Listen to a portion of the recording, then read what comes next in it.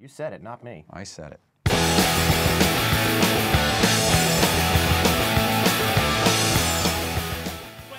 Welcome to the Rowdy.com rain-soaked Martinsville NASCAR burning issue show from Rowdy.com. I'm Bat. It's called The Big Three. He's Buck Fever. I'm Bass Masters. And on The Big Three, Buck, we talk about the three biggest issues we can come up with every single day. Now, when the race gets rained out like it did yesterday. And again today, probably. Maybe. We'll see. There are some questions about what issues are really burning at this point. But fortunately, because the rain has put all the fires out. Jerome Buzz Cutler has come up with something, so we're going to find out right now, along with the viewing audience, what the three big burning issues are. There's an interesting quote from Tony Stewart in response to somebody who asked him, all right, what are you guys doing? What do you have to do to beat Jimmie Johnson? Quote, the variable that people don't take into account is that the technology changes every week. Yep. What we're doing now will be totally different 4 or 5 months from now when we get ready for the chase. And what that means is you always have an opportunity to catch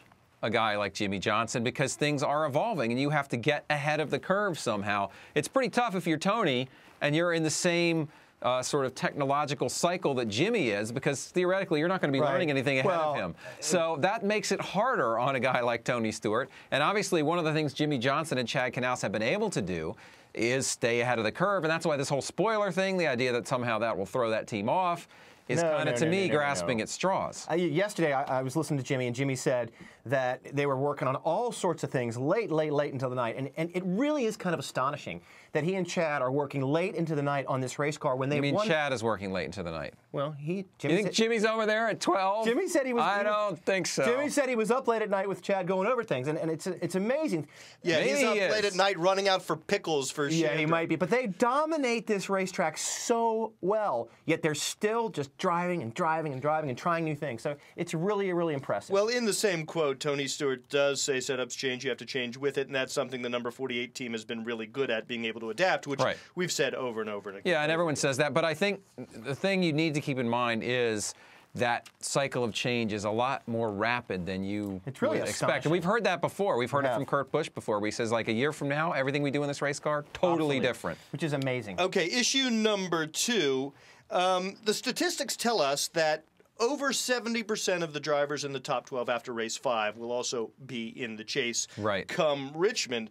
There are a lot of guys outside of the top 12 that made the chase last year. Ryan Newman, Casey Kane, Juan Montoya, Denny Hamlin, Mark Martin, Brian Vickers, Carl Edwards.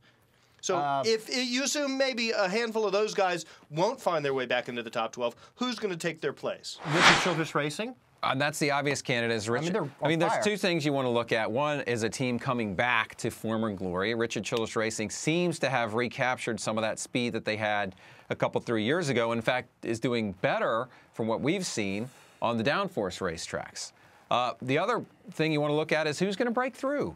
Who's this year's Brian Vickers, or this year's Juan Pablo Montoya, or this year's Martin Truex Jr., who made the chase a couple years ago?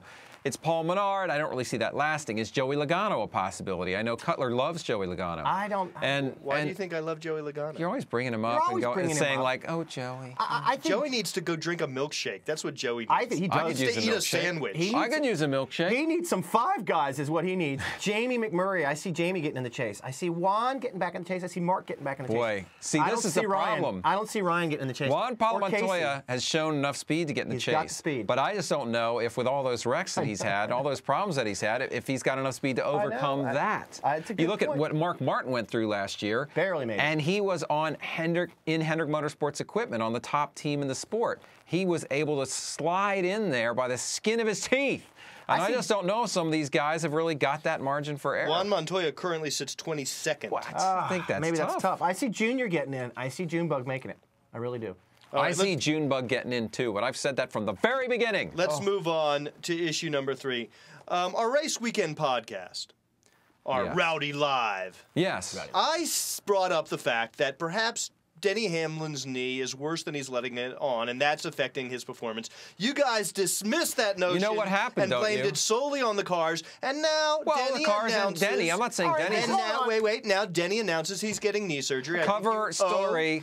me, cover Buzz Cutler, story. A formal apology. I'm not going to give you a formal apology. No apology. I'll meet you halfway, because he did say that he wasn't going to get surgery this year, that he was going to wait to the end of the season, and he hasn't waited to the end of the season. So obviously the knee is bothering him more than he's letting on.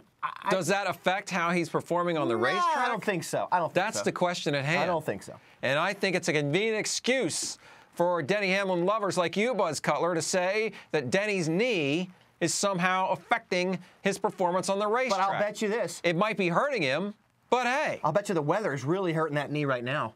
You think? Yeah, the rain in Spain and Martin's vein, I think it's killing him. Okay. Do want to thank our sponsor, Gillette and the Great American Shave.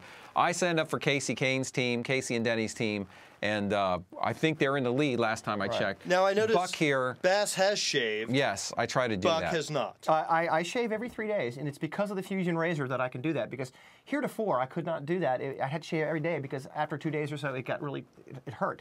But the Fusion razor is so good I can wait 3 days. You got a whole Dick Nixon thing going Yeah, here. that's really twisted Buck Fever logic, but okay. All right. That has been your Ready.com Big Three for today. For Buck and Cutler, I'm Bass. We'll see you tomorrow to talk about more NASCAR junk. Rowdy.com.